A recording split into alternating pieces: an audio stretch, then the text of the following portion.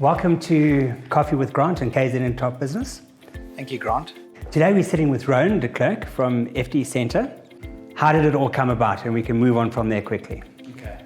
So FD Centre started 10 years ago, but I was in consulting before that, and it's been an amazing journey. We all need a good CFO in our organizations. Maybe you can elaborate on the CFO's role in business today, because it's definitely different to what it used to be. So the CFO used to be, we were talking earlier, someone who was looking at spreadsheets, crunching numbers and producing financial information. Nowadays, a lot of that is done for us through computers and etc. And a lot of that will get better and more efficient as time goes on. So it's about distilling that information, looking at what's critical for the organization, and then helping the organization to make decisions about the future. And it's about leadership. It's about leading the organization, leading the exco, helping them understand what the numbers actually mean and how to interpret those numbers in terms of the roadmap forward, and which routes to follow. Your typical clientele, who would that be? Yeah, so our clients are typically entrepreneurs, owner-managed businesses, but in the mid-size space, so probably 50 million turnover plus.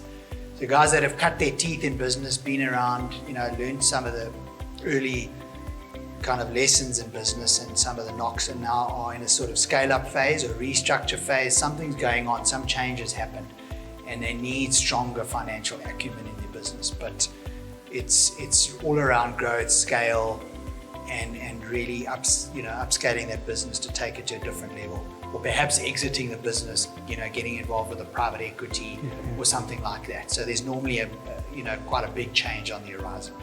Going backwards a bit now is that with the COVID pandemic and challenges, the CFO, how did that fit into that role? Yeah, so that was interesting.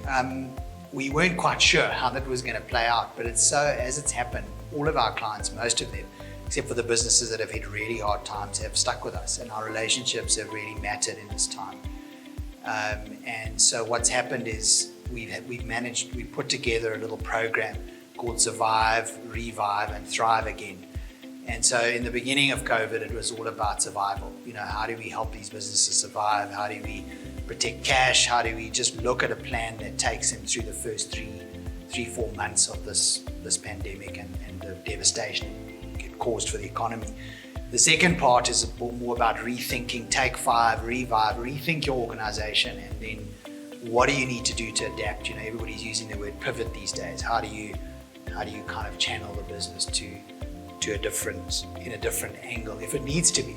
If it's still relevant, obviously not. But I think a big part of that is listening to the customer and understanding how their needs may have changed, and if they have, then shifting your product or service in that direction.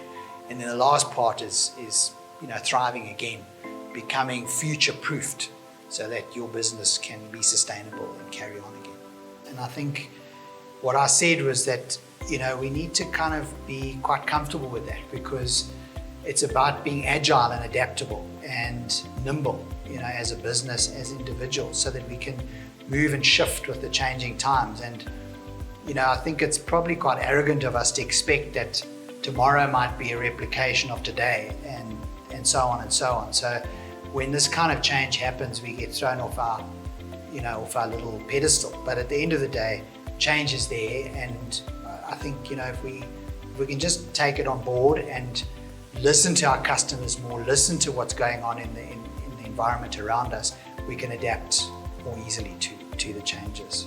I know in my particular industry is that the pandemic basically brought on change, but it in actual fact forced something that was happening anyway. So isn't that what happened now? A natural progression, it just was sped up because of the pandemic. Absolutely, and I think certain industries have been forced into dramatic change. Look at retail, all gone online, but those signs were there before. And certain industries won't go back to what they were. Others will.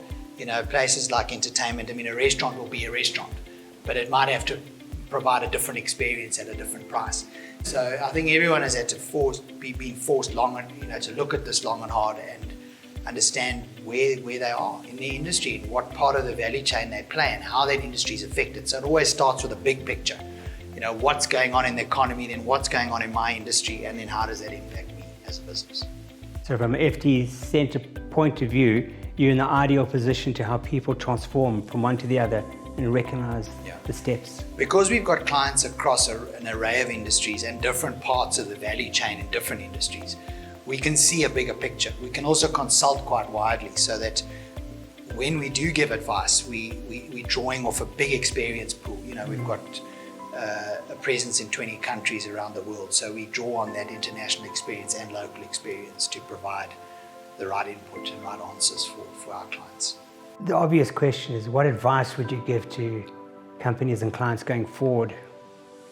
So the future is uncertain, as I said, but it's about really just consolidating where you are and looking after your people. I think, looking after your staff is paramount. I mean, everybody says customers, yes, customers must be looked after, but I think staff are paramount, particularly the good ones, because they're the ones that are going to help you go forward. A business is not just comprised of its assets, it's the people, and I think that's really important. So I would say empathy for the people and looking after the people is key to driving that business forward.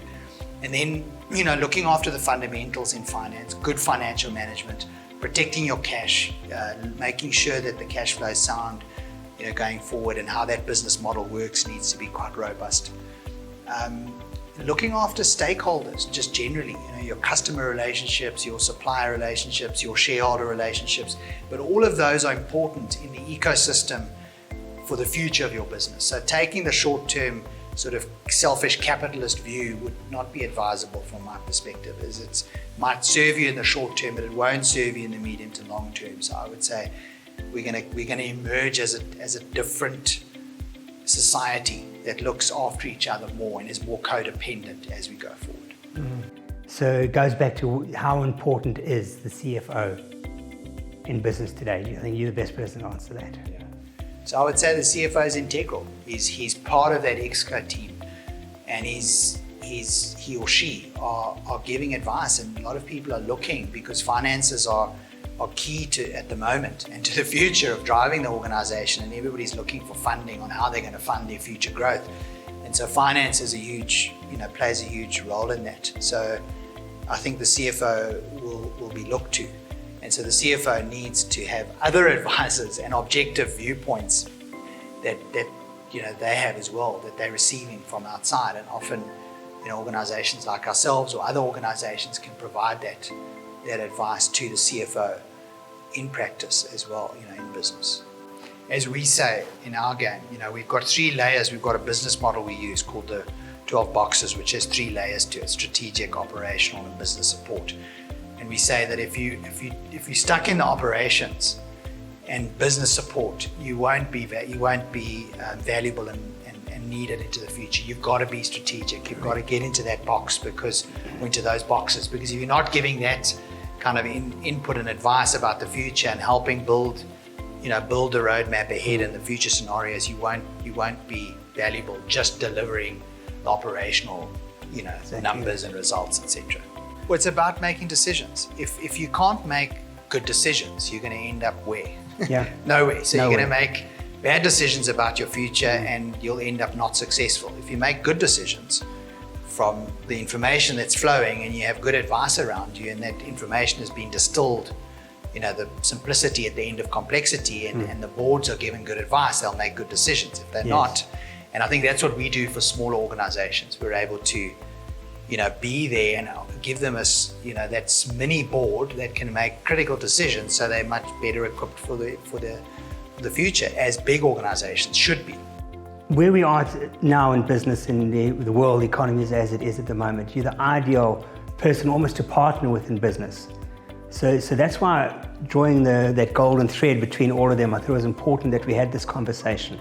So Rowan, thank you for joining me on Coffee with Grant and KZN Top Business. It's a pleasure, Grant.